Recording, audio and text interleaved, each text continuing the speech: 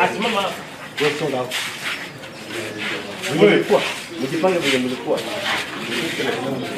Ile mlikuwa sasa ndio ilikuwa.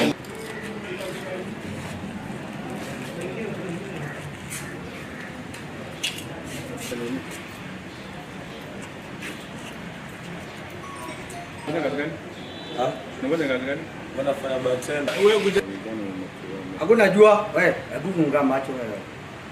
Since 1.5 months yenye tumeanza hiyo crackdown, tumenaza vijana over 350. Na sasa hii wako 14 inactive. Mnajua kabisa mtoto amepotezwa huko kwao, amelipotoka, ako na shida. Wewe unamchukua huyo mtoto unamfuga hapa kwako ndani ya Malindi. Nimeshakwenda katika manyumba ya watu fulani, watoto kwa sababu wanatafutwa na mapolisi, ni nyinyi wazazi mnawaficha juu dari ili mapolisi wasiweze kuwashika.